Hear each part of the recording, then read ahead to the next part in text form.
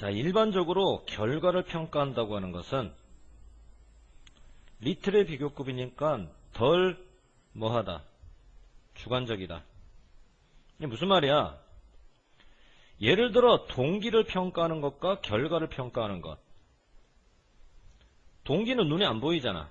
그러니까 눈에 안 보이는 것을 평가하게 되면 되게 주관적 평가가 되는데, 결과는 눈에 보이잖아. 100점, 90점, 80점. 이거는 대단히 객관적 평가가 되는 거지. 누구나 다 눈에 보이니까. 그러니까 여기서도 지금 결과를 평가한다고 하는 것은 덜 주관적이다. 다시 말해서 객관적이다라는 얘기지. 바로 이것 때문에, 뭐 때문에? 결과에 대한 평가가 덜 주관적이기 때문에. 됐어? 화살표 찌르고. 자, 가가 가리키는 것. 결과에 대한 평가는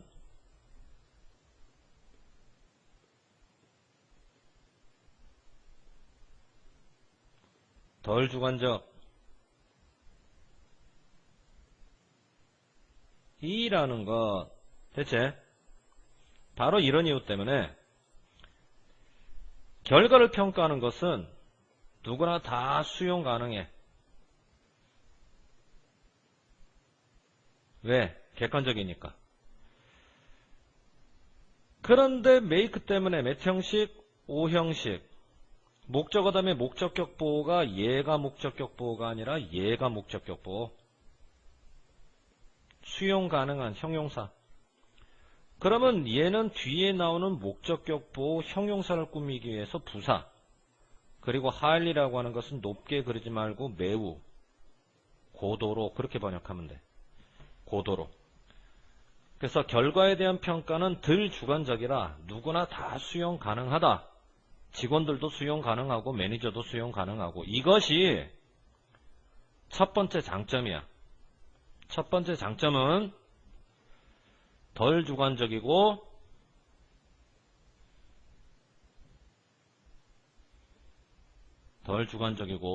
수용 가능하다.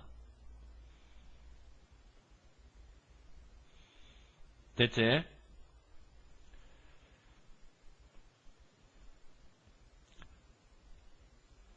자, 요거는 한꺼번에 그냥 결과지향적 이렇게 번역하자. 결과지향적. 그래서 결과지향적인 이 실적평가, 그거는 회사가 가지고 있는 목표에 연결되기가 되게 쉽지. 자, 요것도 봐봐. 비동사 다음에는 형용사가 이렇게 먼저 붙고 쉽다. 얘는 오히려 형용사를 꾸미는 거니까 부사로 꾸미지.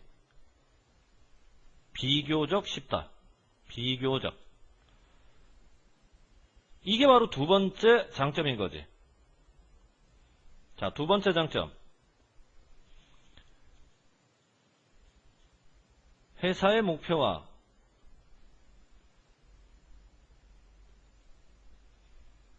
쉽게 연결된다.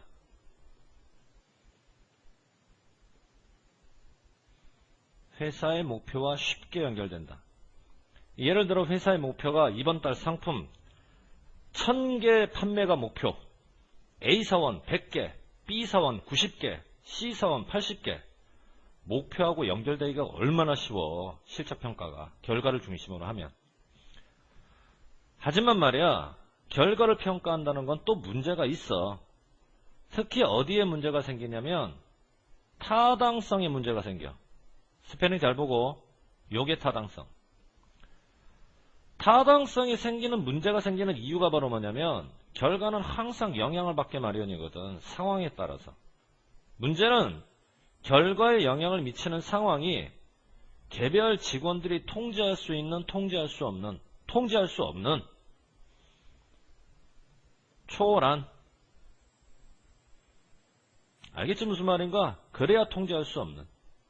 자, 그럼 이게 첫 번째 단점이라고. 타당성에 문제가 있다.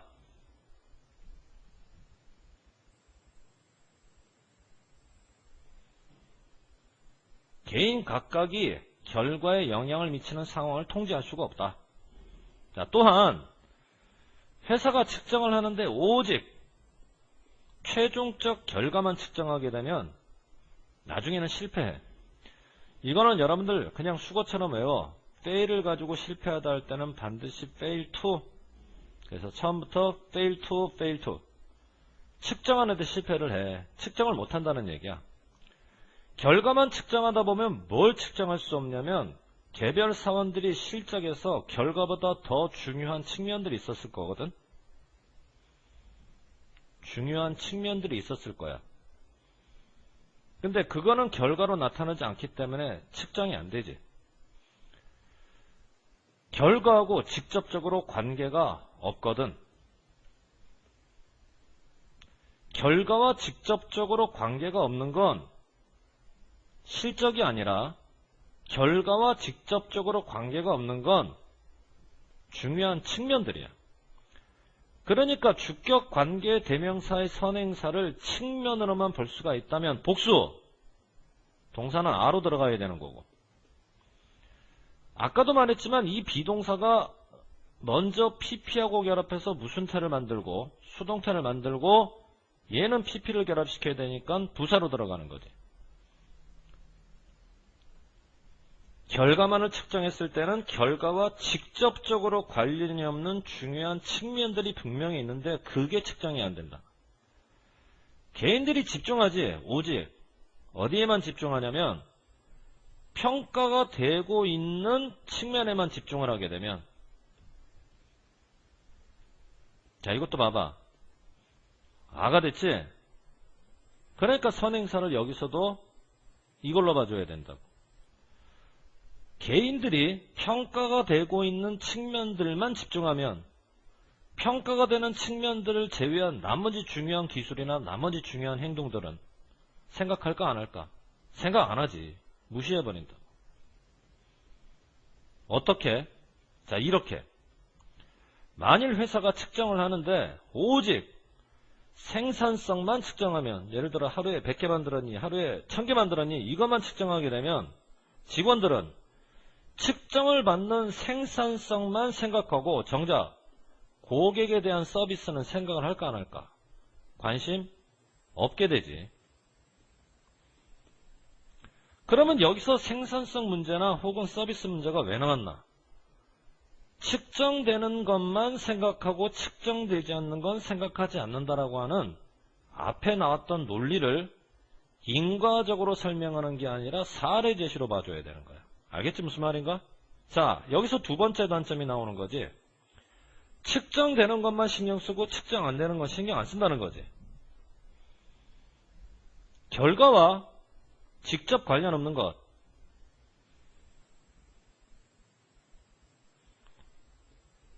결과와 직접 관련이 없는 중요 측면들이 무시가 된다는 얘기야. 자 마지막 단점. 집중하잖아? 결과에만? 그러면 제공을 못해. 지침. 뭐에 대한 지침을 제공 못하나? 어떻게 하면 개선되고 향상될 수 있는지를.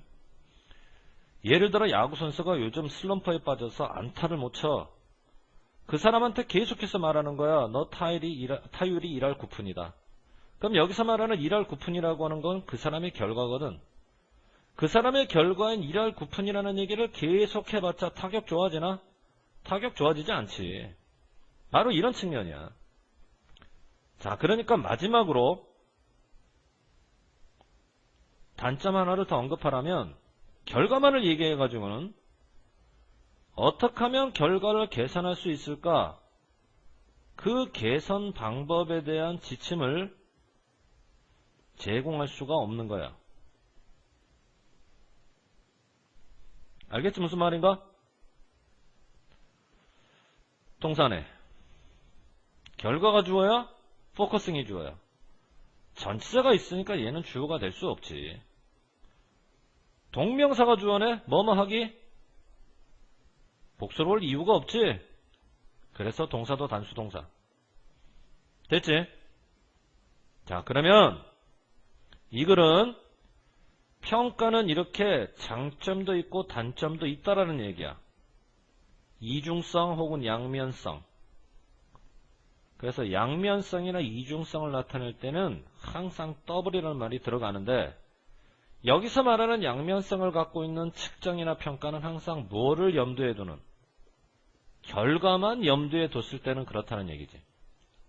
그래서 결과 지향적 평가가 회사의 목표를 성취하는 데 있어서는 일단 좋지, 유익한,